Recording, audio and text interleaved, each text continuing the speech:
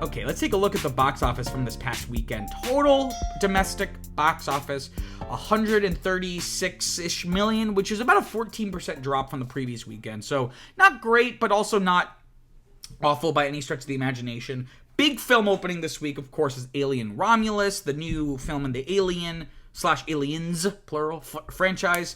This is like the third of like these new prequel films, though it feels weird kind of grouping them together because Prometheus and Alien Covenant felt like part of like the same trilogy, whereas I have yet to see Alien Romulus. Hopefully I'm able to see it. My plan is to see it this Wednesday. From my understanding, it's really disconnected from those because those were very much prequels, whereas this takes place between Alien and Aliens. And it's much more of a throwback to just like conventional horror, whereas those other two were way more philosophical, right? And more dramatic, right?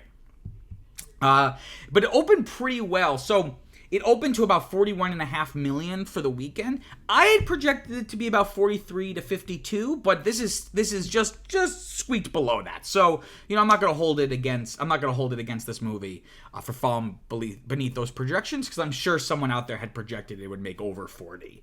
And again, considering that it's not a super, super popular franchise today in terms of like mainstream audiences. This is pretty decent. Had the best per theater average of the weekend at, basically halfway between 10 and 11,000 per theater, which is really strong. And this, that's its domestic total as well, but its worldwide total is already up to 108 million. So this looks like most of this movie's money worldwide is coming from outside of the United States. And this was made just off of an $80 million... I say just off of. Obviously, that's way too much money. But it's, compared to what it's bringing in, that's pretty good. So right now it has like a 35% return on investment. So if this can kind of have those legs, I know you love it when I bring up movies having these legs, right? Having that sustained performance week after week after week. This could become a pretty decent moneymaker for 20th Century Studios, which, of course, is formerly 20th Century Fox, but now it's part of Disney. Also this week, opening, if you can really call it opening, is a re-release of Coraline, of course, like the animated film from, at this point, like 15 years ago. Brought in just a little over 8 million, which again but it's in the top 5. It debuted at number 5. And again, it speaks to the desire of most audiences to want to see older content on the big screen.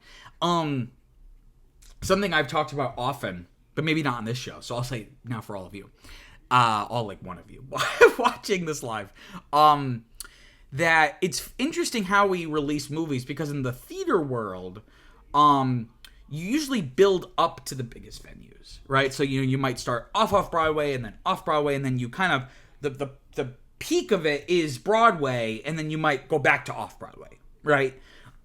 Whereas in film, we started you on the biggest venue possible in the theaters, and then we bring you to, home media, like DVDs or on streaming or what have you.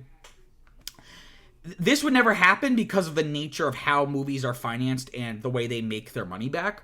But perhaps we should adopt a model more like the theater world, where movies start out on streaming or on video, and then if they become popular, then you release them in theaters, right? Because think about how much money some of these movies would make if they were like on the big screen. Because the Coraline, this isn't a new thing. This happens all the time, especially like in holiday season. So you'll have like Hocus Pocus or The Nightmare Before Christmas being re-released in like October or November. And the fact that a 15-year-old movie is in the top 5 of this weekend's box office, I think only reinforces that my theory, that people would love to see movies that they love. I see 2 kinds of movies now. I go see new movies because of my quote-unquote job, right? Like I write reviews for these movies. At least I try to. But then otherwise, I'm going to theaters to see screenings of older films. Either films that I've never seen, that I've heard are really great, or films I know are really great because I've seen them and they're one of my favorites, right? So maybe Hollywood should be doing more of this, right? I think the reason why they don't do it is because it would be embarrassing to always have these older movies doing so well and newer movies coming out not doing as well. Which is why whenever we talk about the highest grossing movies of all time, the industry is never adjusting for inflation. Because if you adjust it for inflation, it's like the top 10 movies are all from like the 20th century and like early. Like I think what is it, Gone with the Wind, when you adjust for inflation.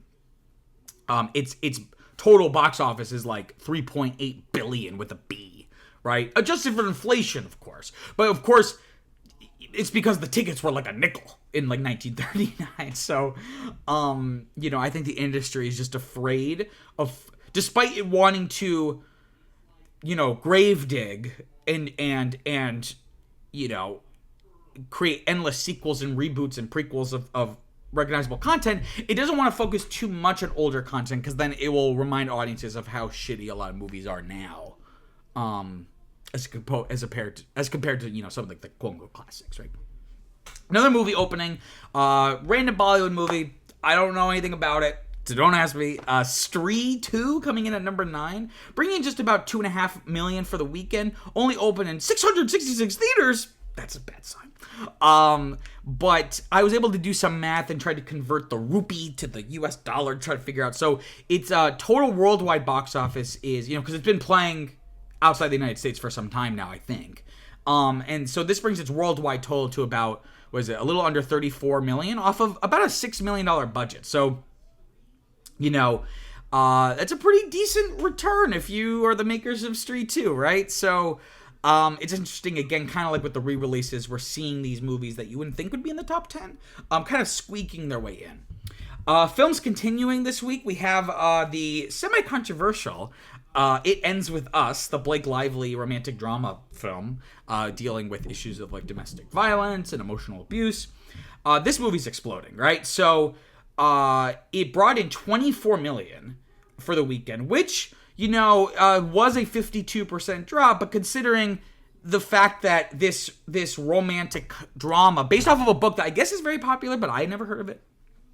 The fact that this opened at like something like 50 million, if my memory serves me right, speaks to the, success of this film, right? Because this brings its domestic total to almost $100 million and its worldwide total to just about $180 million. Off of just a $25 million budget. So in 2 weekends, not even 2 weeks, because really it's from weekend A to weekend B, and that's really about 9 or 10 days, it already has a over 600% return on investment. So this has been very, very successful for all parties involved. There is a sequel to the book, so unless they're able to kind of weather the controversy around the film, which, spoiler alert, we're going to talk about in a later segment, if they're able to weather that, this could, whoever produced this, I really should put like what studio is distributing this, because sometimes I know and other times I don't bother to check. But whoever is making these movies, I'm sure if the controversy blows over, they're gonna greenlight a sequel based off of that sequel book, right? Also continuing in its second weekend is Borderlands. Womp womp. So this dropped from 4th to 10th place in only its second weekend. This is what we call a bomb. Oh, and I completely screwed up here because I didn't put the budget. So now we have a dividing error. That's embarrassing. So let me just do this on my end. I'm pretty sure I did this. Maybe I accidentally deleted it. Okay, so you can't see it, but I can see it now on my spreadsheet. So this is a complete bomb, right? So it dropped over 70% from its already paltry opening. It had the worst per theater average of the weekend at less than $1,000 per theater. And this only brings its domestic total to about $13.5 million. And its worldwide total to about $18.5 million. Off of a, drum roll please, $115 million budget. So as of right now, you can't see it. I do apologize. But the percent return, it's a negative 83.86%. This is a bomb. This is what we call in the biz a bomb of epic proportions. The movie sounded bad when they announced it. It sounded bad when they announced more details about it. It seemed bad when they showed the trailer. And now people who have gone to see it have agreed it's not very good. So that's a little disappointing, especially since video game adjacent movies have been actually doing quite well. Because for decades it was assumed that you can't make a good video game, a good movie based off of a video game, but people also said you can't make a good movie based off of a comic book. So a lot of people feel like with the Sonic movies and especially the Super Mario Brothers movie, which is a good movie. It's not great, but it did financially spectacular. People felt like, okay, maybe now we're entering a new era where video game movies based off video games is gonna be like the new hot thing. But this goes to show that maybe we need to hold off on that, right? Looking at stuff still in the top 10 here, we have Deadpool and Wolverine finally losing its top, its number one spot in its fourth weekend, dropping from first to second, brought in about 29 million. So at this point, this is the stage of the box office run where it's just about bringing in any extra amount of money. It's not going to make any substantial dent in its box office, but 29 million is, definitely valuable, right, if you're a movie studio. So this is about a 46% drop. It lost about 370 theaters.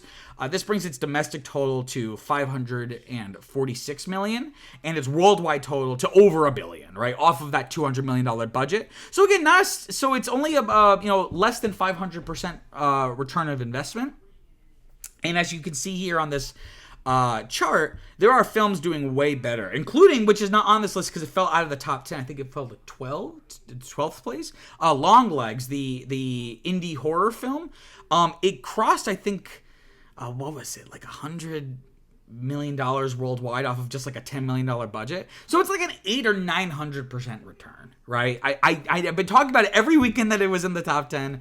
And this will be the last time because it's not even in the top 10 anymore. But I just, you're able to get numbers or at least that percent return like a Despicable Me 4 or an Inside Out 2 for a fraction of the cost, right?